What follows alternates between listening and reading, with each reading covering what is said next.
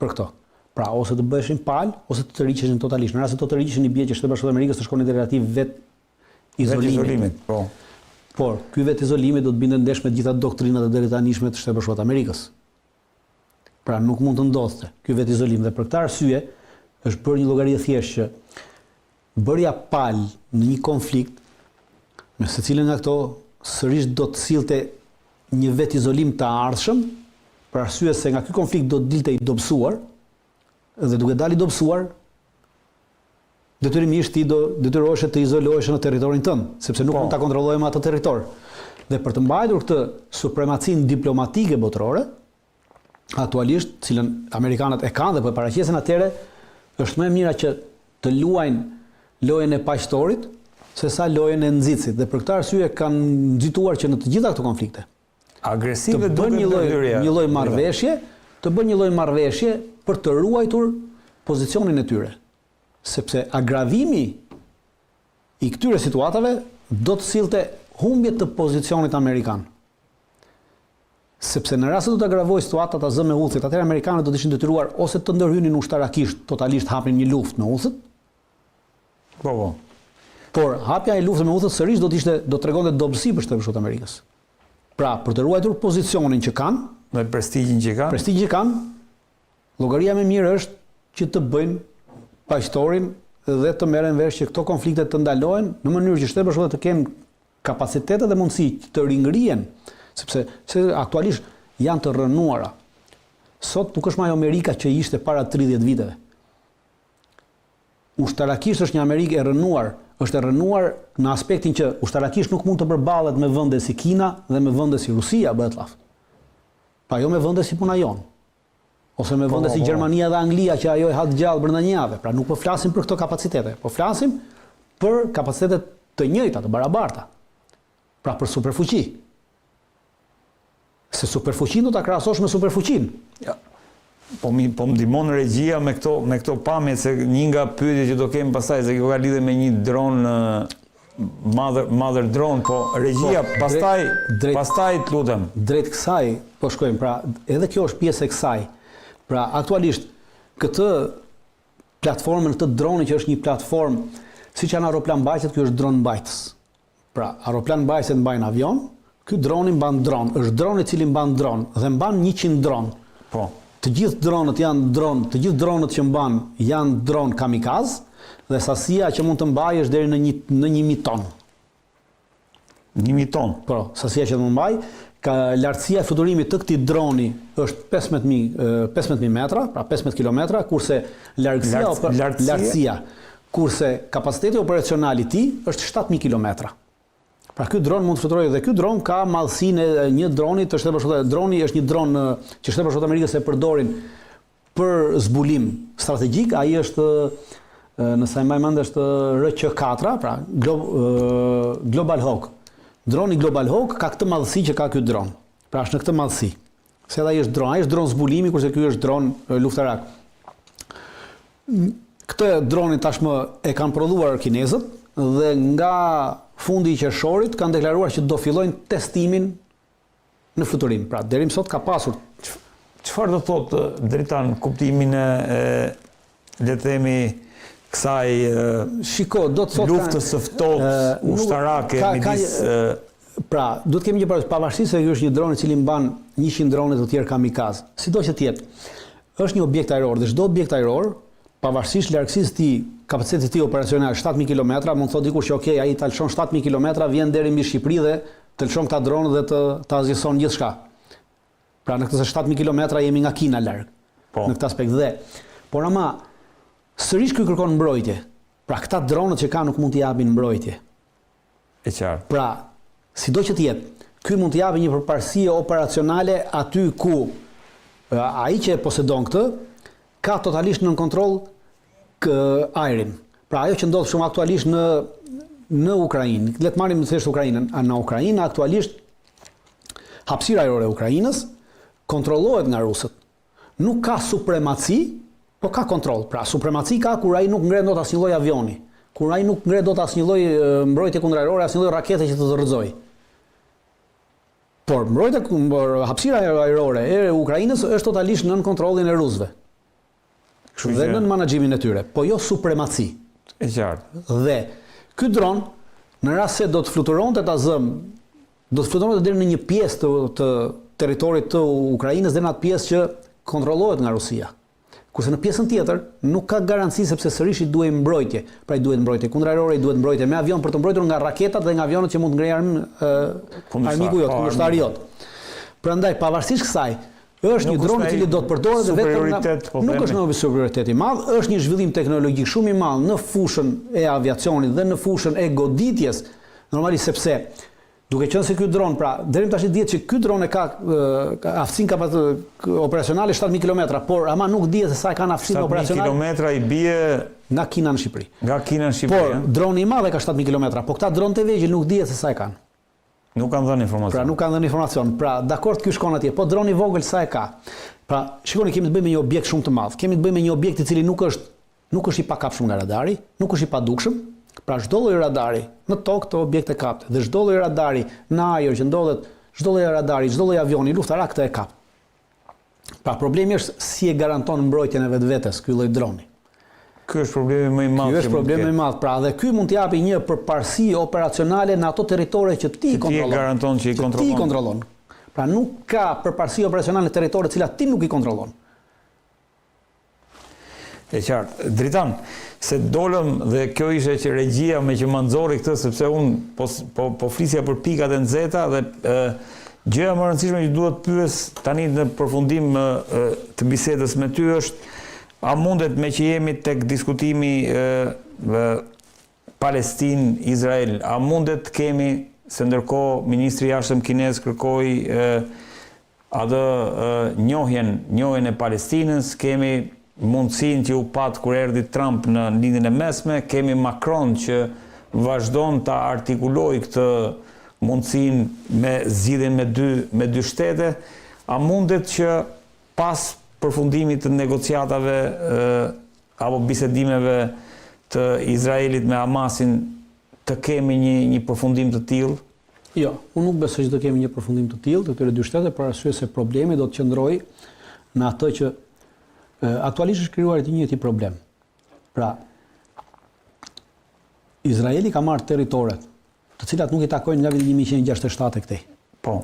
Të cilat Kombet e Bashkuara, pra dhe Kina është një nga antarët permanent të Këshillit të Sigurimit, dhe Këshilli i Sigurimit ka dalë me disa deklarata që nga viti 1967 këtej çdo lloj territori që ka marrë e konsideron si territor të pushtuar palestinez. Po, që është e qartë. Në këto territoret të pushtuara palestineze hyn edhe porti i Haifës, edhe qyteti i Ashkelonit që thotë janë totalisht me banor izraelit, s'ka asnjë banor palestinez aty se janë për zën.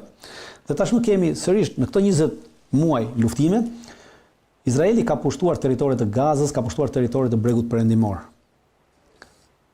Dhe në rast se do të kemi njërin e dy shtetet, atëherë në cilat territore do të ekzistojë ky shteti palestinez? A duhet izraelitët të lishojnë këto territore që kanë marrë, në mos ato që kanë marrë nga 67, ato që kanë marrë nga këto 20 muajt e fundit, pra ushtria izraelite të rriqet totalisht nga Gaza dhe nga këto tjera? Po, unë them nga që Kina po e kërkon. Po le ta kërkoj, Putini dhe Rusia po e kërkon, Europa po e kërkon. Po pra si do bëhet? Vetëm SBA-ja nuk ka dalë hapur në po si do bëhet, tu është gjithë problemi. S'ka se si të bëhet praktikisht, po thua. Po s'ka si të bëhet praktikisht, sepse në rast se ta bënin atëre palestinezët, dhe edhe unë po tisha palestinez, do thosha që unë nuk pranoj që shteti të ekzistojë tashmë në këto kufit ku jemi, pra deri këtu. Nuk e pranojnë palestinezët po thua. Është e njëjta gjë që ukrainasit po bëjnë me Rusinë. Pra ukrainasit thonë ne nuk e njohim këto territore, nuk ja njohim Rusisë. Po, ato pjesën. Pra duam që Rusia të tërhiqet nga këto territore se na takojnë neve. Këtë gjë thotë edhe Palestina, edhe Palestina. Po vazhdon mbajini këtë pretendim thotë, po nëse SBA e njeh për shembull këtë territor apo këtë shtet palestinez. Po le ta njohë SBA-ja, do të thotë që derisa ti mund ta njohë SBA-ja, mund ta njohë edhe, po që ta njohë duhet që ta njohë edhe pala që duhet edhe pala që është ai që është zoti i punës. Pra duhet ta afirmosi që unë njoh këto territore, se në momentin që unë si njoh këto territore, atëherë jemi në të njëjtën pikë. Duke mos njohur këto territore, unë do luftoj.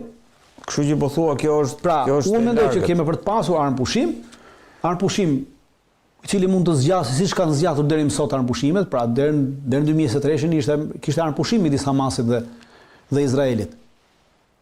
Shpeshherë ishin sulmuar njëra tjetrën, pastaj kishin pasur armëpushime të shpallura herë nga njëra nga tjetra, dhe tashmë jemi në një luftë dhe mund të kemi me armëpushime të zgjatra, por zgjidhje paqësore nuk ka, zgjidhje me dy shtete nuk ka, sepse përcaktohet ky shtet. Pra cili shtet do të ketë këto territore? Deri ku do të shtrihet njëri dhe deri ku do të shtrihet tjetri? Sepse edhe Izraeli ka një gjë tjetër. Izraeli ka të përcaktuar në ato ligjet e veta që nuk ka përcaktuar asnjë territor. Pra as Izraeli nuk e pranon, sepse Izraeli nuk përcakton territoret e veta. Pra as vetë Palestina dhe as Izraeli nuk edhe Izraeli këtë zgjidhje. Për ta njohur këtë duhet të kalojnë për parlamentet respektive. Pra duhet që Izraeli po e pranoj këtë, duhet që ta kalojnë në parlamentin izraelit dhe thotë që okay, deri këtu është territori i Izraelit. Po në rast se do ta bënte këtë në krahun e Palestinës, atëherë kjo do të jepte fund ëndrrës të çmendur të Izraelit, do të bërë Izraeli madh, sepse Izraeli madh kalon nëpërmjet Palestinës në atë që quhet Cisjordani, edhe përfundon në Jordani. Pra gjitha ato territore kërkon sepse nëpërmjet atyre kërkon të zgjerohet. Pra ti thua që dhe vetë Izraeli nuk do ta pranonte këtë sepse duhet ta njohë, do të njohë të kufit, pra do të njohë të kufit vetin. Dhe kjo do të thotë që nuk mund të ketë mosgjerim të Izraelit në drejtim të lindjes. Po nëse këta vendosin, pra nëse SBA vendos, nëse Rusia vendos, nëse Kina vendos, nëse Europa vendos që të ketë edhe Turqia, se duhet futur edhe Erdogan, se Erdogan po e kërkon më shumë se çdo kusht tjetër. Unë mendoj që kjo zgjidhje kjo nuk është zgjidhje, është e pa aplikueshme, kjo do të sjellë probleme të tjera më të mëdha. Dhe këto probleme më të mëdha do të sjellin atëherë përfundimisht zhvendosjen me dhunë në rast se kjo po bëhet. Atëherë kjo për mendimin tim, po çon drejt zhvendosjes me dhunë të palestinezëve nga Gaza, sepse duke qenë se palestinezët nuk do ta pranojnë, do jenë të parë të cilët nuk do ta pranojnë këtë marrëveshje, sepse humbasin mbi 70% të territorit të tyre. Atëherë duke qenë se kështu dhe gjithë këta pjesa tjetër e botës thotë, shikon, ne u mblodhëm gjithë bota dhe po e njohim dhe këta s'duan, atëherë ne duhet t'i zhvendosim ta dhe të dalim atje, që pak më parë që nuk ka pasur qendrim. Shtetet Bashkuara të Amerikës kanë filluar të shprehin qendrim për zhvendosjen e palestinezëve në Libi. Kjo është e vërtet. Jo, nuk ka pas qendrim për dy shtetet. Sepse duan për arsye pse nuk ka nga Shtetet Bashkuara të Amerikës, sepse Shtetet Bashkuara të Amerikës duke qenë se janë një vend pro-zionist, pra totalisht pro-Izraelit, dhe deri më sot janë pjesëmarrës në këtë genocid që po bën Izraeli dhe në këtë terrorizëm që Izraeli po bën ndaj Palestinës, ato duan që nesër të justifikojnë vendimarrjen e tyre me një veprim negativ të palestinezëve. Pra kur palestinezët thotë ne se pranojmë, atëherë thonë shikon, ne ju dolëm borxhit, tashmë ta duhen deportuar sepse kemi probleme. Dritan se masolle këtë. Si ka mundësi që sapo Trump dhe u lexua ajo vizita e Trumpit atje, si le të themi, unë kam parë shumë komente pavarësisht se ne mund t'i diskutojmë.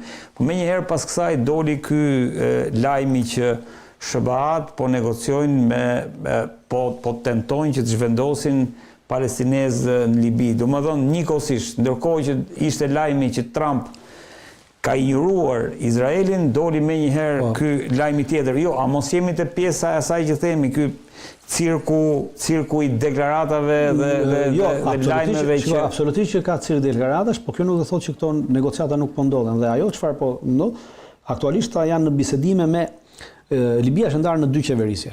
Pra njërën qeveri e kontrollon nga Khalifa Haftari, i cili është i mbështetur totalisht financiarisht dhe ushtarakisht nga Rusia, nga Moska, kurse qeverisja tjetër mbështetet financiarisht nga Kombet e Bashkuara dhe ushtarakisht nga Turqia.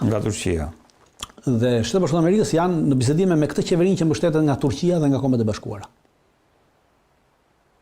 Që t'i zhvendosin në territoret që kontrollon kjo qeveri, dhe jo në territoret që kontrollon qeveria që mbështetet nga Moska. Pra, kjo do të thotë që në këtë aspekt, edhe në Këshillin e Sigurimit kemi një ndarje në këtë mes. Dhe nuk ndaj, duke qenë se kemi një ndarje në këtë mes, nuk besoj që kjo do të jetë një opsion i cili do të heci. Dritan, të falenderoj shumë që të kisha.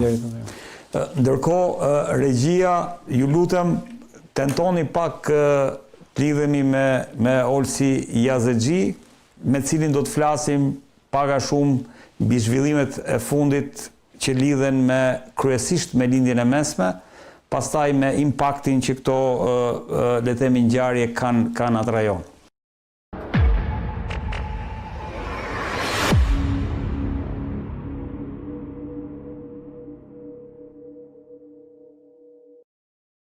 Është bashkuar me mua në këtë pjesë të dytë Olsi Yazexhi, studiues, historian. Olsi, kënaqësi që të kam. Kënaqësi që më ftuat. Olsi, pak a shumë ajo që do të diskutoja me ty është vizita e Donald Trump në lindjen e mesme, pastaj të lexojmë mesazhet e asaj vizite në raport me Izraelin, raport me Turqinë, raport me Iranin, si e vlerësove si moment, pastaj do të vim pak edhe tek raportet Izrael-SBA dhe do zbresim më pas tek një marrëveshje e mundshme midis Izraelit dhe Hamasit, dhe nëse do kemi kohë edhe një 5 minuta apo 10 minuta një mendim për sa i përket konfliktit Rusi-Ukrainë, sigurisht nëse na mbetet kohë. Olc, si e lexove vizitën e Donald Trump në lindjen e mesme? Atëherë unë kam ndjekur vizitën e Donald Trumpit duke mbuluar domethënë të gjithë pjesët e vizitës dhe pash me vëmendje sidomos fjalimin që presidenti Donald Trump mbajti në Arabinë Saudite në datën 13 maj 2025. Në fjalimin e tij, Trumpi i kujtoi regjimeve diktatoriale të lindjes mesme, monarkive absolute të Arabisë Saudite, Emirateve Arabe, Katarit, që ju ekzistoni se ne ekzistojmë, se ne u mbajmë pushtet. Dhe në fjalimin e tij, Trumpi i tha sauditëve se ata janë gomari më i madh në rajon, u tha që për sa kohë ju do jeni me ne, ju nuk do përfundoni sikur Irani. Në fjalimin e tij, Trumpi përmendi Iranin kur kishte aleancë me Amerikën deri në 79-ën, ku tha Irani deri në 1979-ën ishte vendi më i zhvilluar i rajonit, por që kur u bë revolucioni islamik dhe ata dolën kundër Izraelit, kullat e Teheranit që janë ndërtuar që në kohën e Shahut tani po rrënohen. Kurse në anën tjetër përmendi shembullin e Riyadit, kryeqytetit të Arabisë Saudite, ku tha, shikoni, merrni shembull nga Riyadi i Arabisë Saudite, ju që jeni me ne, ju që nuk mbështesni Hamasin, ju ndërtoni kulla dhe jeni të lumtur. Dhe bëni tregti dhe bëni biznes. Pra, pak a shumë çfarë Trumpi i tha Arabës Sauditëve, por edhe Katarasve dhe Emiratasve, ishte që për sa kohë që ju do qëndroni me ne dhe nuk do bëheni sikur Irani që kërkon të shtyroj Palestinën, ju do jeni në rregull. Dhe përveç këtij fjalimi i cili ishte për mendimin tim shumë programatik, përveç stilit prej cubi dhe gangsteri që ka Donald Trumpi, sa i shkoi në Emiratet Arabe, në Katar dhe në Arabi Saudite që t'i bëj haraç arabëve, tu marri para, dhe këto para, sigur e pam neve, shkuan për industrinë e armëve amerikane, për industritë e Amerikës. Pak a shumë domethënë Trumpi u mundua që të sjellë disa lek dhe të krijojë punë për ekonominë amerikane. Dhe sigur u pa gjatë kësaj vizite, Mohammed bin Salmani, apo diktatori i Arabisë Saudite, i ofroi Trumpit $1 trilion, ishin haraç që Arabia Saudite i ofroi Trumpit, dhe ky ishin për mbrojtje të familjes mbretërore saudite që trim pushtet, edhe mbrojtje nga Irani. Më pas, Mohammed bin Zayedi i Emirateve Arabe i ofroi $1.4 trilion bin Salmanit për këtij Trumpit, që në farë për ta konkuruar bin Salmani, që bin Salmani mos të duket që jep më shumë haraç amerikanëve se sa i jep bin Zayedi, dhe më pas Katari i ofroi $1.4 trilion plus në një nga avionet më të fundit Boeing, që njihet për ndryshe si pallati fluturues, nga që avioni që Trumpi përdor është i vjetër në krahasim me atë që përdor familja monarkike e Katarit, i dhuruan edhe avion Trumpit që t'i bëjnë qefin edhe në mënyrë që Trumpi t'i mbajnë pushtet. Por të treja këto vende arabe ku shkoi, mesazhi i Trumpit ishte ky, që sa t'jem unë, ju do jeni në pushtet, nuk do keni demokraci, nuk do keni revolucion sikur ka patur në Iran, nuk do ketë të drejtat të njeriut, ju vazhdoni shtypni edhe vrisni sa më shumë njerëz që të doni, na keni neve. Po në lidhje Me me... rëndësi është që juve neve duhet na jepni haracin. Po, Në lidhje me takimin që bëri me Ahmet Sharën. po, do më thënë, çështja mbitorët e takimit të Trumpit me Mohammed bin Salmanin ishte prezantimi me Ahmet Sharën, ish kreun e Al-Qaidës. Një person të cilin qeveria amerikane deri në nëntor të vitit 2024 e kishte në listën e të kërkuarve, qeveria amerikane jepte $10 milion që ta vriste Ahmet Sharën, tani terroristi u bë mbështetje. Gjatë takimit që pati me Ahmet Sharën, të cilin ja prezantoi Mohammed bin Salmani, se Mohammed bin Salmani do të tregoj që ai është eminenca, ai është beduini më i fuqishëm i Gjirit Persik, ishte pak a shumë tregueshmëri se si Arabia Saudite, për gjatë të gjithë këtyre viteve, ka qëndruar mbrapa terrorizmit, mbrapa Al-Qaidës, mbrapa ISIS-it. Ne nuk duhet harrojmë se kush ka qenë Mohammed el-Shara. Mohammed Shara apo Abu Mohammed el-Golani ka qenë emiri i ISIS-it për provincën e Nineves. Ky person që ti e ke aty mbrapa fotës tënde, ishte personi që i trushplante kosovarët, shqiptarët, muslimanët e Evropës, u thoshte ju do shkoni në xhenet, merrni një jelek me dinamit, koni hidheni veten në erë, vrisni burra gra fëmijë se do t'ju çojë Allahu në xhenet. Çfarë do të thotë kjo, le të themi ajo mineral deal, marrëveshja që le të themi do të firmose, do të zyrtarizohet midis Trumpit edhe Sirisë?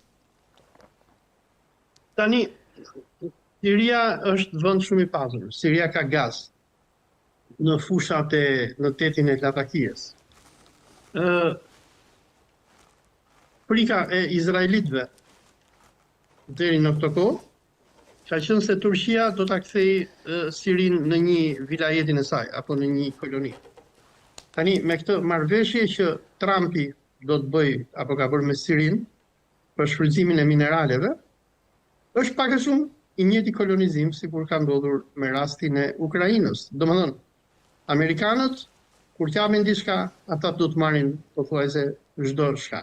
Jo, do të garantojnë mbrojtje, pse kuptohet që Turqia e Erdoganit nuk do ketë më fitime, turqit do mbahen si hizmetçar, mund t'i jepet që të hapin ato puset e gazit, por para do e marrin amerikanët. Dhe në shkëmbim të kësaj, çfarë ju ofrua Sharës është që, okay, ti nuk je më terrorist. Trumpi kur u pyet nga gazetarët i thanë, si do ky personi që ishte terrorist, tha he was a tough guy, tha ishte djali i fortë. Domethënë shumë trim, sikur themi ne nga Shqipënia, edhe nuk përmendi asnjë gjë për të kaluarën e tij terroriste. Dhe Trumpi çfarë bëri me këtë rast? Përveç se pati mbështetjen e Arabisë Saudite dhe i mori haracin gjithë tyre beduinëve, në anën tjetër Ahmet Shara prezantua si beduini i radhës, i cili do t'i shërbej imperializmit amerikan. Dhe në diçka që nuk duhet harrojmë këtu është se në takimin me Sharën, Trumpi i tha do njohësh Izraelin. Edhe Shara i tha yes boss. Po ka bisedime për ato akordet abrahamike, po Holtz e solla këtë, le të themi, vizitën e Trumpit në lidhjen e mesme për të ardhur më pas tek një gjë që po diskutohet shumë, domethënë, fakti që Trump në një farë mënyre nuk shkoi apo nuk e vizitoi Izraelin në këtë tur të madh në lidhjen e mesme është komentuar si një ftohje, le të themi, e Shtetet Bashkuara të Amerikës me Izraelin.